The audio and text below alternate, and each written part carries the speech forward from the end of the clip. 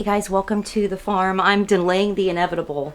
Heading up to the barn. We had just torrential rain last night. And I put 6 horses in, and I'll show you why I brought them in. I love leaving the horses out. It's healthier for them, but am I losing my voice? But around their hay feeders, it was like a flood, and I don't want them standing in that. And it got down really cold. It was like bone-chilling cold. Are you ready, Oliver? You ready? Your jacket's wet. We can't put your jacket on. Yeah, it's wet. There he goes. It is actually not bad outside right now. I think it's reading at 37. It says it feels like 32, but compared to last night, it's actually pleasant. I had to come up because when you have horses in the barn, they're going to eat through the hay that you give them. They're going to drink the water out of the water troughs, and so I had to come up and replenish their hay. I'll show you the system I used that was here when we moved into the farm, where we can get water into, come on Oliver, the stalls. And then the system where we have to turn it off and drain it so it doesn't freeze, because those pipes go right to the water buckets in the stalls. The kitties are waiting on me too. All right, first thing I do is check on the horses and give them hay. I'm coming to you girls next. My girl goats are there. The stinky boys are over there. And this is why I close the doors. Did you eat everyone's hay, Blue? Huh? Look at this mess. Come on, girl. Back in. Let's see how she got in. So she kicks the door. You peed and pooped everywhere. Come on, Blue. Let's go. Back in your stall. Come on. Oh, just knock a bucket over while you go. So what's the deal?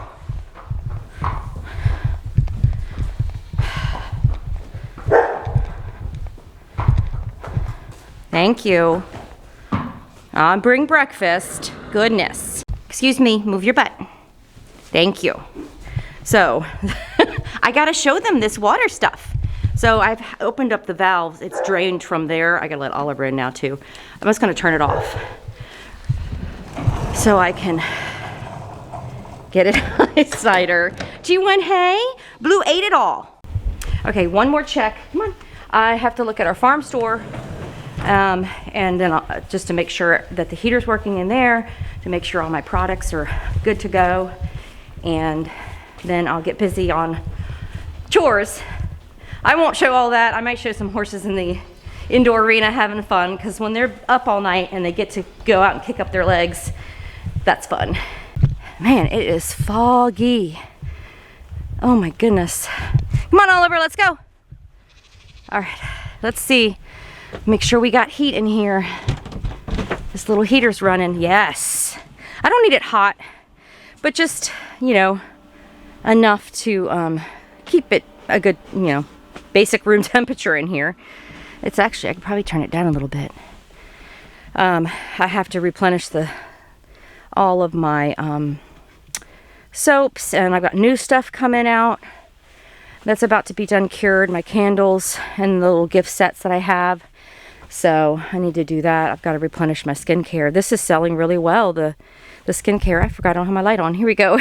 You pick a bar, and then you got the toner and the serum, the face serum, which also can be used as a scalp remedy for different elements of the scalp, whether it just helps balance it, basically, and helps hair growth. So, especially with hormone issues of hair loss or hair thinning, that is great. I researched oils. But, with that being said, let me show you some horses playing, and then we'll go down to the house, and I'll share with you how I package. You notice I have some different packaging, but most importantly, your first thing of selling something on your homestead, or maybe you've caught your eye and you want to sell something, your homestead's wherever you live, so it doesn't have to be a farm, but to help you really determine how to price your products, or it could be digital, it could be, there's so many options out there, and I really want to make sure and help you guys to not sell yourself short. Come on, buddy.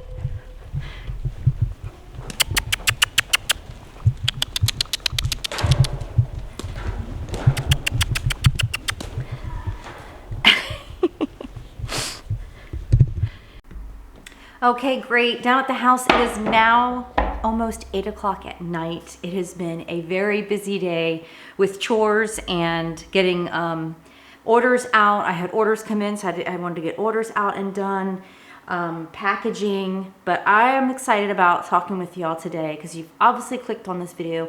You're curious about or thinking about selling, or already have a product you want to sell and you're like, how do I price it?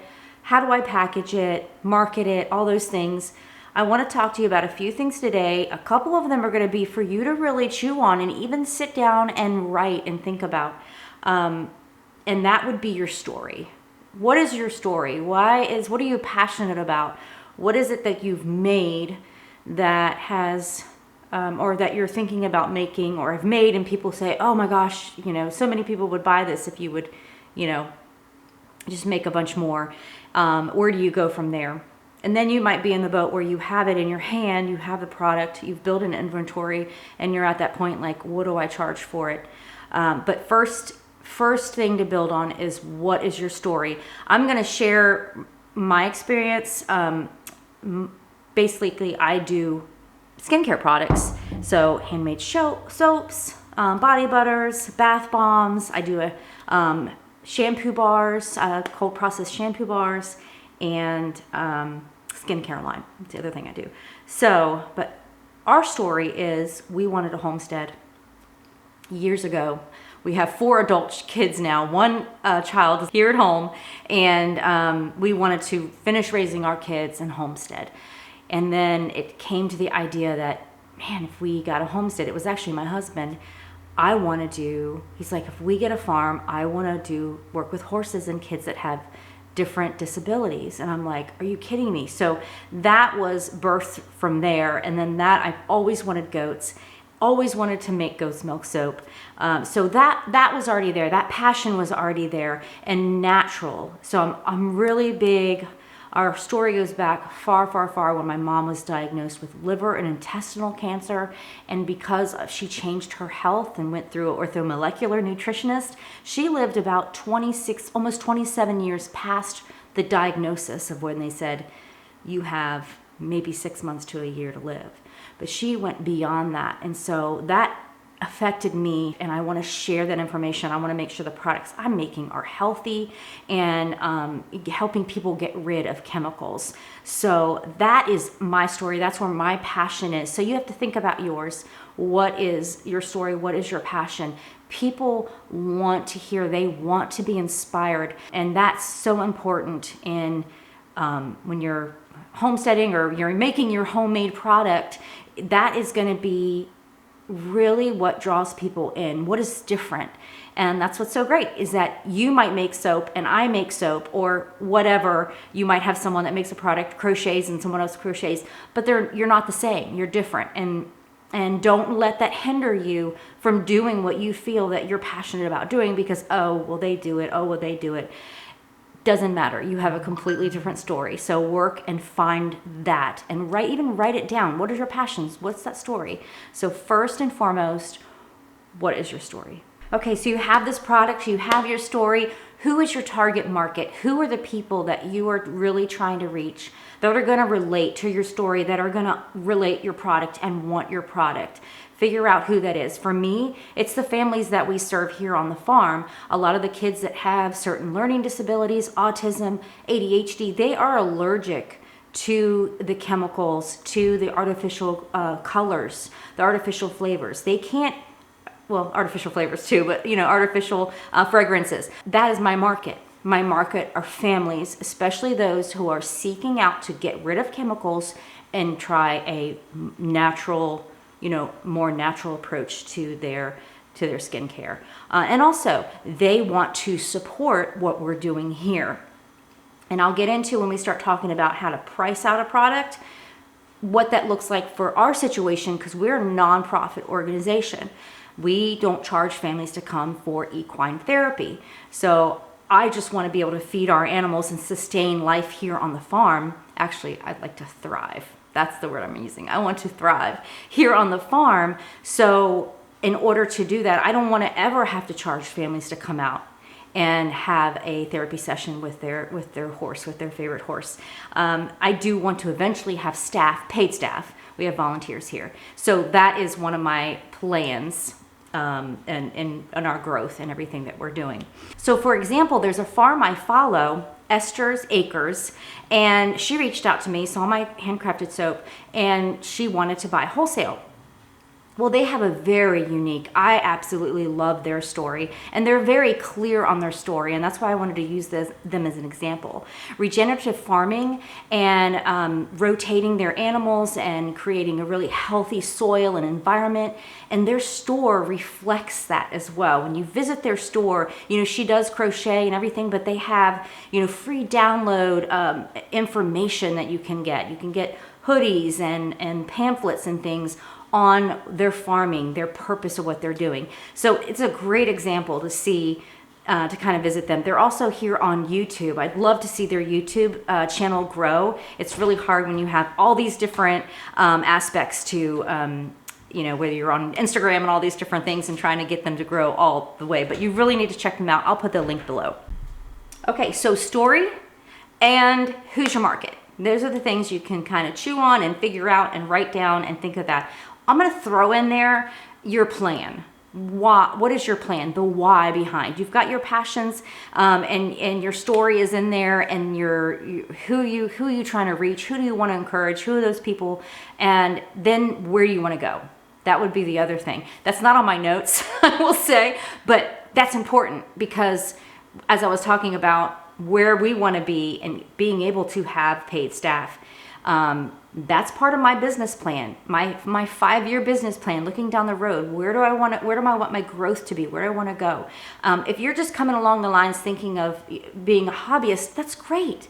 That's nothing wrong with that. You don't have to think, oh, I'm gonna, you don't want to make a 6-figure, salary or whatever.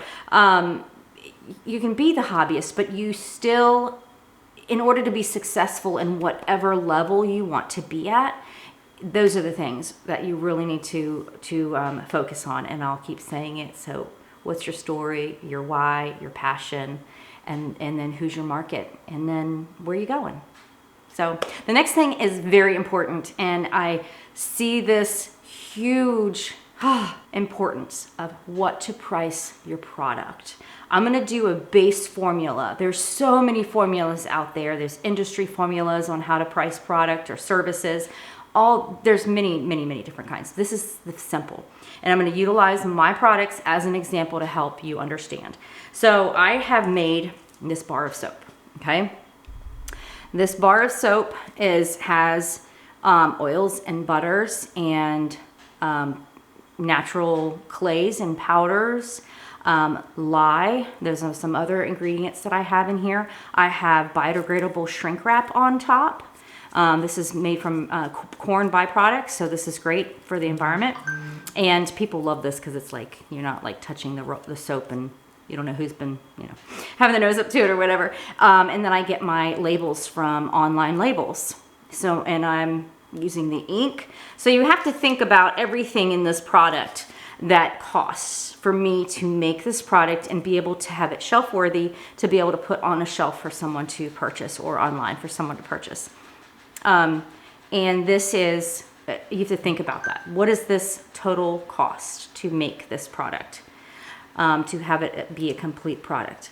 You want to take that number once you figure it out. And I mean, I have per recipe, I have calculated what my coconut oil is, per ounce, because that's what I measure my bars in. So per ounce, I figure out everything. If you're crocheting, you're figuring out your tools, your knitting material, your crocheting material, see, I don't crochet because I'm like, what is it called? Everything, all the things that you need to crochet. Someone comment below on what things you need to crochet. But anyway, it's the same thing. You're thinking about that. Then I want you to take that number and at the minimum times it by 3, if not 4. And I'm going to give you an example of my soap bar, which I wrote down. This soap bar from everything it takes me to make and label costs me $2.34, okay? I bring mine up by 3.4. I times by 3.4. So basically per ounce, I charge $1.71 per ounce of soap. So this bar would typically be an $8 bar for market for have a consumer purchase it. Now, the important part of doing that is you need 4 things within that. That's why I say 4 is great. Mine is at 3.4 because I'm thinking about what the market will bear as well. So you have to put that in consideration as well. So you want to think about, I've put out money to make this. I want to reimburse myself. So I need that portion back. And then I need another portion of that back, that 237 back, 234 back, and I need another 234 back, this is per bar, to be able to make more. Then I need another portion of that invest back in to what you're doing. And then the other, which mine in this case would be 0.4, would go into profit or paying employees, all those kinds of things. All right, so it's a little different with me because what I do the giving my, repaying for what I put out to make this product, and then getting another portion of that, $2.34 for this to make another bar. It's easier to think about it per bar. And then the investment is going to feed the animals.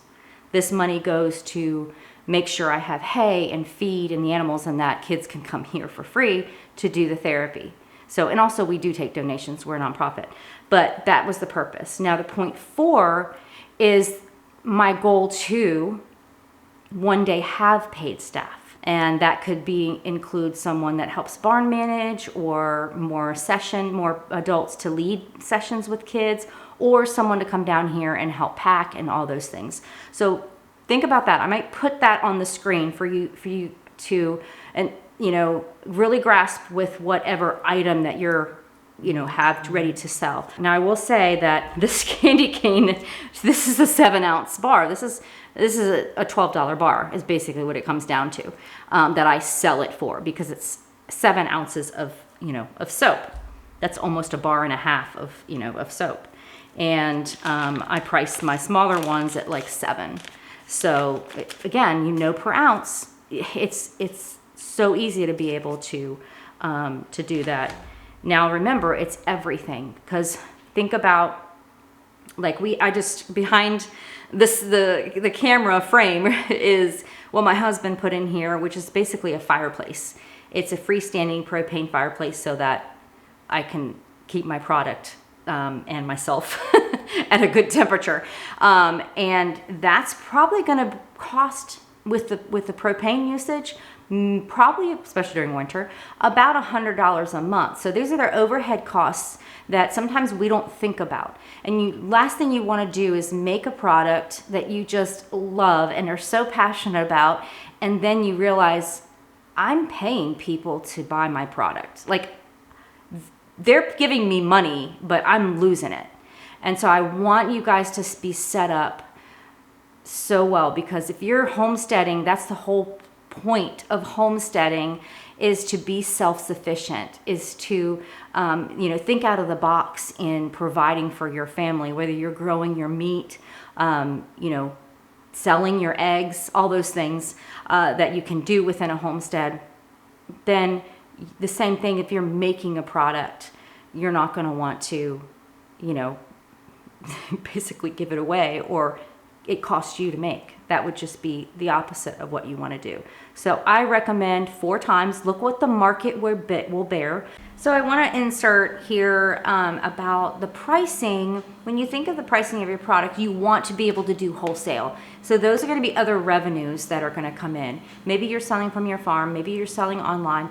Maybe both. Hopefully both. Actually, maybe a small store down the street would be where they could buy wholesale from you. I do that at the Virginia store here, downtown Fredericksburg. And then the other thing is just thinking of different revenues, streams that could come in. So if you price your product right, You can do wholesale. You're taking a cut, yes, but you're moving product, you're getting your name out there, and it helps bring a cash flow in that you wouldn't normally have. I would recommend that you set a price. Like, they can't just do, for instance, 5 bars and get wholesale price. They have to, for me, at least buy $100 worth of product to get the wholesale price. It ends up being, it could come into being, say, 20 bars. So just under 2 loaves would be about 32 bars. So 20 bars, they could get wholesale price. I just did that for a local family. She just wanted soap for the year, and she got her soap. So what's your story, your passion, your why? Who is your market? And product price. The next thing would be packaging. So there's so many things, and again, I'm going to use my Bath and Body products because I've already talked about one where I use a biodegradable shrink wrap. I started this making the soap and selling it right pretty much when COVID started getting really bad, and people really, liked the fact that this was covered. It was just a comfort. I like to have my soap. I don't want my soap out into the elements. I like it protected, and I know it's eco-friendly. And then, like I said, my labels come from online labels. The other thing, these little bags I use, and I'll put these down below.